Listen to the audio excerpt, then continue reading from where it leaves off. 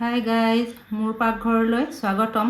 আজিৰ নতুন এটা ভিডিঅ'ৰ সৈতে পুনৰ আহিলোঁ আপোনালোকৰ ওচৰলৈ। আজিৰ ভিডিঅ'টো হ'ল ফ্ৰুট ডিজাৰ্ট কেনেকৈ ঘৰতে বনাব পাৰি শিকো আহক। মোৰ ভিডিঅ'ৰ প্ৰথমৰ পৰা শেষলৈকে চাব। যদি ভাল লাগে লাইক কৰিব, ছাবস্ক্ৰাইব কৰিব, কাষতে থকা বেল আইকনটো টিপিবলৈ নাপাহৰিব। আহক আমি ভিডিঅ'টো আৰম্ভ কৰোঁ।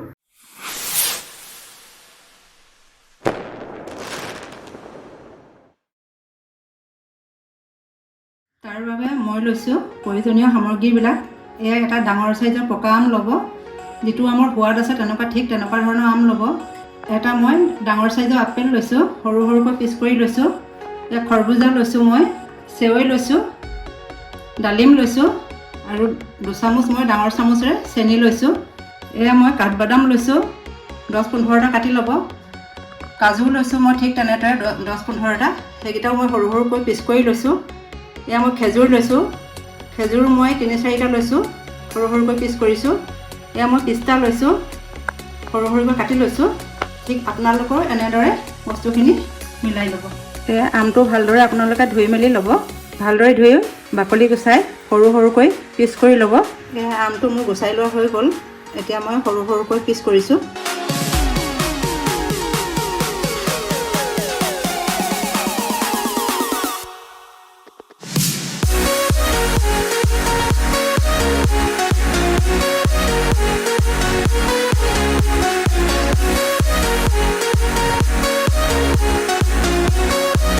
মোৰ আম পিচ কৰা হৈ গ'ল। এতিয়া মই এটা মিক্সি জাৰ লৈছোঁ। ইয়াতে মই সৰুকৈ কাটি লোৱা আমখিনি দি দিছোঁ।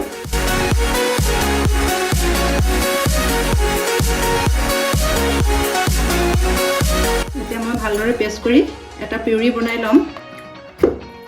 এয়া মোৰ পিউৰি বনোৱা হৈ গ'ল। এতিয়া এখন মই নন ষ্টিক পেন বহাই দিছোঁ। পেন মোৰ গৰম হৈ আছে। ইয়াতে মই এচামুচ দেশী ঘি দিছোঁ। ঘি মোৰ মেল্ট হৈ গ'ল। এতিয়া মই কাটি ৰখা ড্ৰাই ফ্ৰুটখিনি দি দিছোঁ। 2-3 মিনিট এনেদৰে ফ্ৰাই কৰি ল'ব।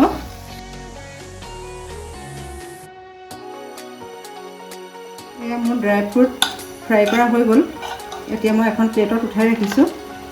আপোনালোকে ঘিটো স্কিপ নকৰিব, ৰিফাইন অইলত নবনাব, তেতিয়া খাবলৈ বৰ বেছি ভাল নালাগিব।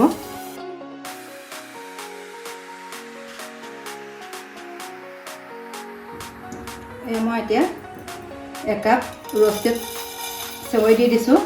আপোনালোকে কেঁচা চেৱৈ ব্যৱহাৰ কৰিব পাৰে। 5 মিনিট ভালদৰে ৰ'ষ্ট কৰি ল'ব। মোৰ এতিয়া বেছি দেৰি ৰ'ষ্ট কৰিব নালাগে, যিহেতু ৰ'ষ্ট কৰা আছে। এতিয়া মই 4 কাপ গাখীৰ দি দিছোঁ।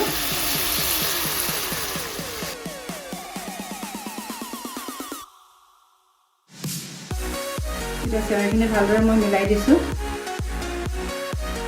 ডাঙৰ চামুচেৰে 2 চামুচ মই চেনি ব্যৱহাৰ কৰিছোঁ।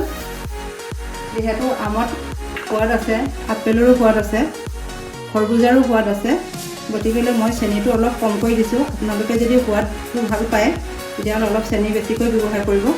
মই সোৱাদ অনুযায়ী 2 চামুচ চেনি দিছোঁ। আপোনালোকে যদি মিঠা ভাল পায় তেতিয়াহ'লে চেনিটো অলপ বেছিকৈ ব্যৱহাৰ কৰিব।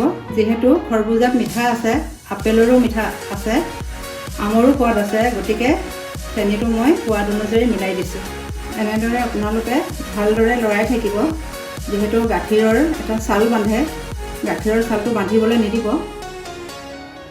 এনেদৰে আপোনালোকে 7ৰ পৰা 8 মিনিট ভালদৰে উতলাব। মোৰ এতিয়া 8 মিনিট কমপ্লিট হ'ল। এতিয়া মই গেছ অফ কৰি দিছোঁ, যিহেতু গাখীৰখিনি মোৰ ঠাণ্ডা কৰিব লাগিব। এয়া গাখীৰ মোৰ ঠাণ্ডা হৈ গ'ল। এতিয়া মই এটা বাউললৈ ট্ৰান্সফাৰ কৰি দিছোঁ। এতিয়া মই 15 মিনিটৰ বাবে ৰেষ্ট দিছোঁ। এয়া গাখীৰ ৰেষ্ট ল'বলৈ দিয়া মোৰ 15 মিনিট হৈ গ'ল। এয়া মই খৰবুজাখিনি দি দিছোঁ ইয়াতে। ডালিমখিনিও দিছোঁ। এয়া সৰুকৈ কাটি লোৱা আপেলখিনি দি দিছোঁ। এয়া মই ভাজি থোৱা ড্ৰাই ফ্ৰুটখিনি দিছোঁ।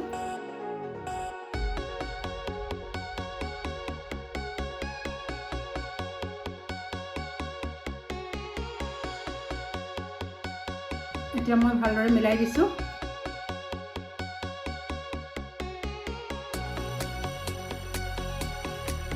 এয়া মই আমৰ পিউৰিখিনি দি দিছোঁ।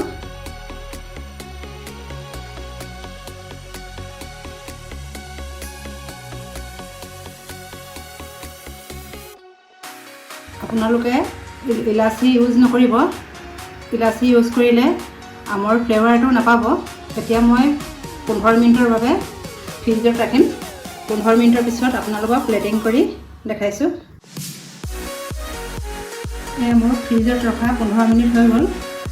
আহক এতিয়া আমি ছাৰ্ভ কৰোঁ।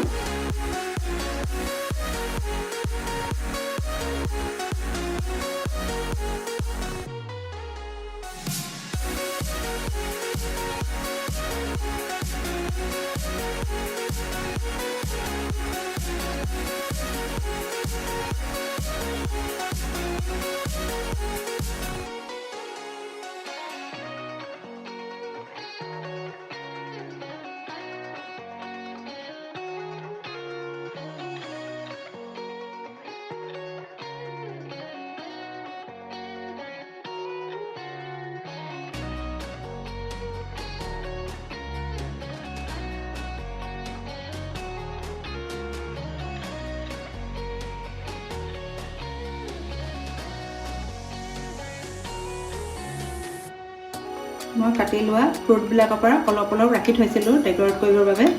এতিয়া মই অলপ অলপ কৰি দি দিছোঁ।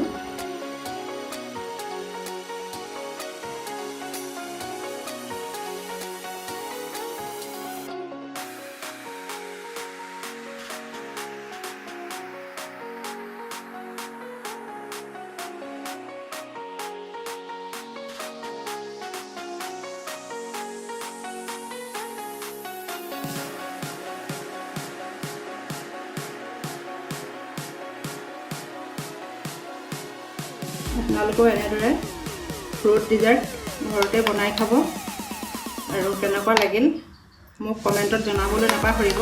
যিহেতু গৰমৰ ছিজন, এতিয়া বজাৰত আম এভেইলেবল। আপোনালোকৰ বনাই খোৱাটো সুবিধা হ'ব। ঘৰলৈ আলহী আহিলেও বনাই খাব পাৰিব।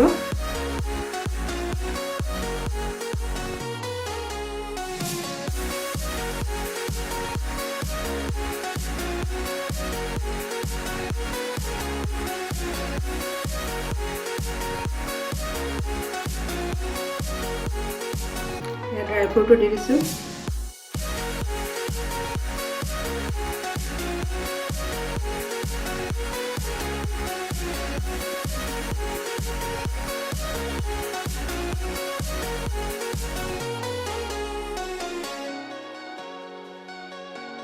এয়া মই ফ্ৰুট ডিজাৰ্ট আপোনালোকৰ আগত প্লেটিং কৰিলোঁ। খাই কেনেকুৱা লাগিল আপোনালোকে কমেণ্টত জনাবলৈ নাপাহৰিব। যদি মোৰ ফ্ৰুট ডিজাৰ্টটো চাই ভাল লাগিছে, মোৰ চেনেলটো ছাবস্ক্ৰাইব কৰি দিব আৰু কাষতে থকা বেল বুটামটো টিপি দিবলৈ নাপাহৰিব।